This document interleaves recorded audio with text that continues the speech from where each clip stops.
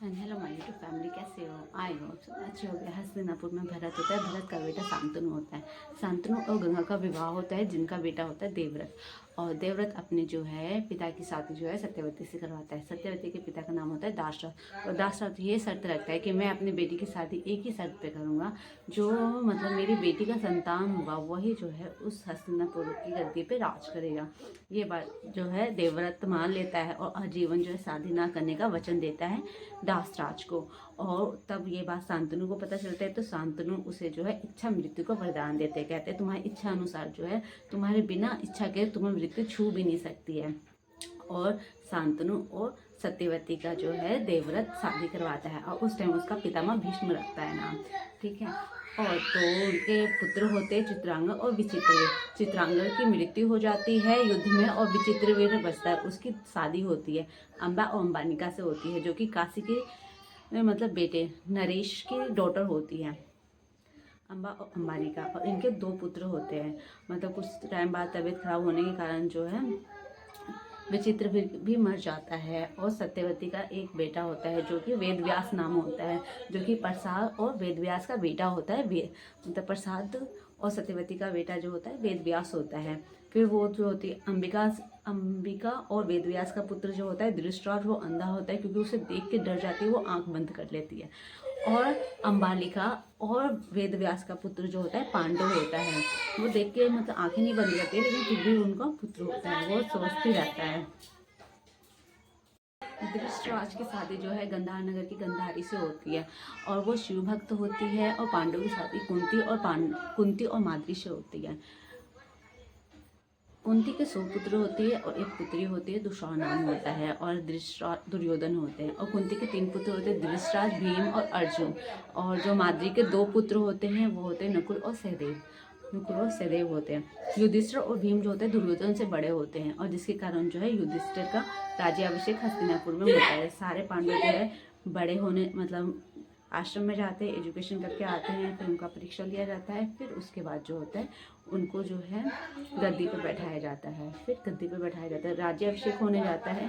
राज्याभिषेक होने के बाद उनका क्या होता है, युधिष्ठिर जी का राज्याभिषेक होने जाता है। और फिर मतलब ये बात जो है दुर्योधन को बहुत बुरी लगती है, और वो चाहता है कि मतलब मेरा बेटा ही जो है हस्तिनापुर की गद्दी पे राज करे। और इसी कारण जो है उसका जो राज्याभिषेक होने जाता है, तो एक हस्तगृह में एक सेलिब्रेट किया जाता है फेस्टिवल। और उसमें वो कहते हैं कि जो इस गद्दी पे मतलब त्योहार में कोई युवराज नहीं होने के कारण उस पर बैठने जाते हैं, तो इसलिए जो है उसके ऊपर जो है वो बैठने जाते हैं। और फिर वहीं पर उसको मारने का प्लानिंग बनाते हैं। ये बात जो है विदुर को पता चल जाती है। विदुर जो है अपने जो गुप्तचर को भेजता है, और गुप्तचर को भेजने के बाद जो है क्या होता है, वहाँ पे गुप्तचर को भेज देता है। और जिसके कारण जो है गुप्तचर को भेज देता है, और वो 5 पांडव, माता कुंती, वो सारे जो है मतलब एक श्वास के माध्यम से बच के निकल जाते हैं। और वहीं पे जो है भीम की शादी जो होती है हिडिम्बा से होती है, और हिडिम्बा का पुत्र जो होता है वो होता है घटोत्कच, और घटोत्कच का पुत्र होता है खाटू श्याम। खाटू श्याम होता है। और अर्जुन का स्वयंवर होता है द्रौपदी से।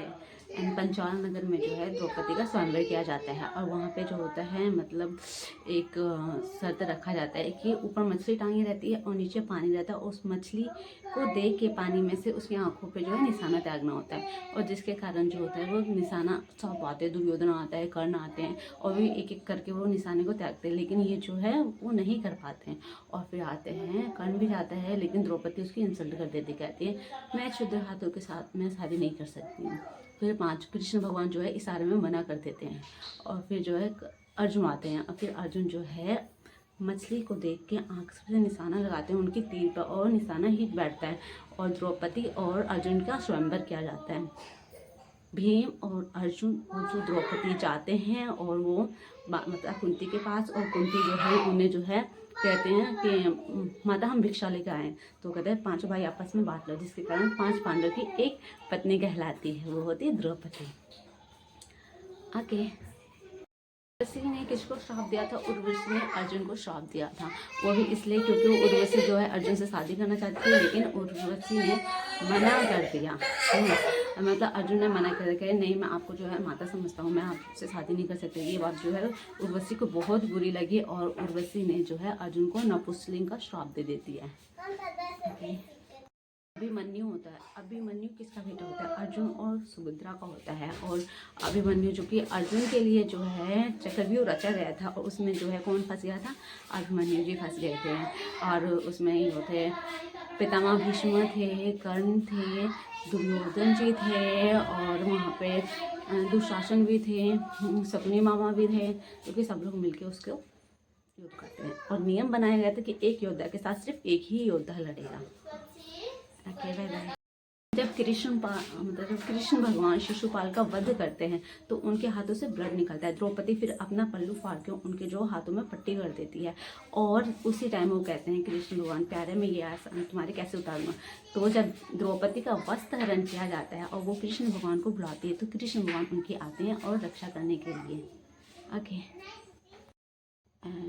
पांडव को चौसस खेलने के लिए कौन इनवाइट करता है? दुर्योधन इनवाइट करते हैं पासा खेलने के लिए। लेकिन जो है उस पासा में जो है ये नियम, मतलब और दुर्योधन की तरफ से मामा शकुनी खेलते हैं, और वो कहते हैं कि और धीरे धीरे जो है युधिष्ठिर जी सब हार जाते हैं, अपना मतलब घोड़ा हाथी महल सब हार जाते हैं। और उसके बाद से क्या बचता है उनके पास? भाई को भी धीरे धीरे हार जाते हैं, द्रौपदी को भी हार जाते हैं। फिर जो है दुशासन को कहते हैं कि जाकर खींच के लेकर आओ दासी को, और उसके साथ मिसबिहेव करता है दुशासन और उसके केश को भी पकड़ के खींचता है। तो वो उस टाइम जो है द्रौपदी जो है कृष्ण भगवान को बुलाती है, और कृष्ण भगवान उसकी जो है वस्त्र हरण के टाइम उनकी हेल्प करते हैं।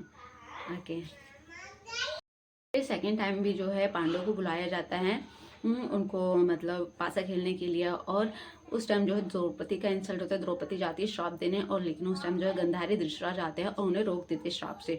और वो ये कहते हैं, मतलब रोक देते हैं गंधारी को श्राप से, और कहते हैं कि जो तुम्हें मांगो। तो द्रौपदी जो है अपना सारा हारा हुआ वस्तु मांग जाती है और कहते हैं मेरे पति को दास मुक्त करो और मुझे भी दास मुक्त करो, और इसलिए उन लोग को वो दास मुक्त कर देती है।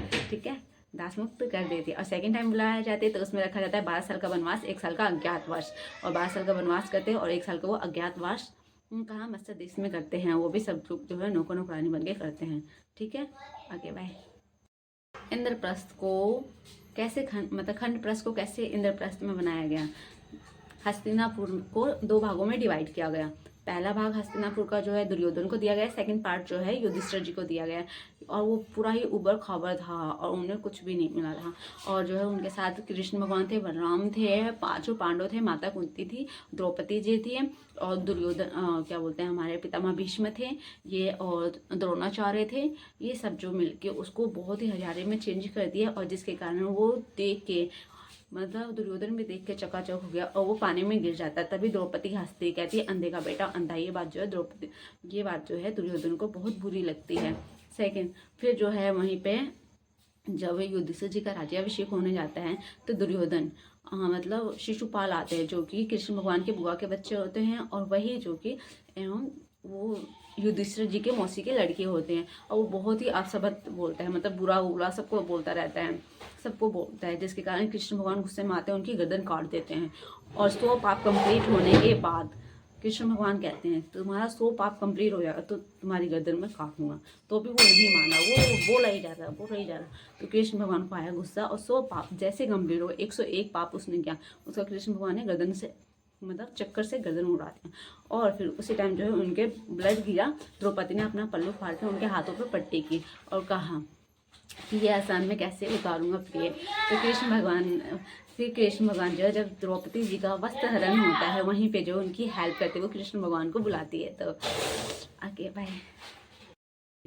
मत्स्य देश के राजा की जो डॉटर होती है वो है उत्तरा, और उत्तरा की शादी जो होती है अर्जुन और सुभद्रा का पुत्र अभिमन्यु से होता है। वो क्यों होता है? क्योंकि मत्स्य देश के ये जीत उन्हें करवाई थी, मतलब पूरा कौरव से लड़े पांडवों ने, और पांडव की जीत हुई, जिसकी खुशी के कारण जो है मत्स्य देश के राजा अपने डॉटर की शादी उत्तरा की शादी जो है अर्जुन से करवाना चाहते थे, लेकिन अर्जुन ने मना कर दिया, मेरा एक पुत्र है अभिमन्यु, मैं उससे करवाना चाहता हूँ।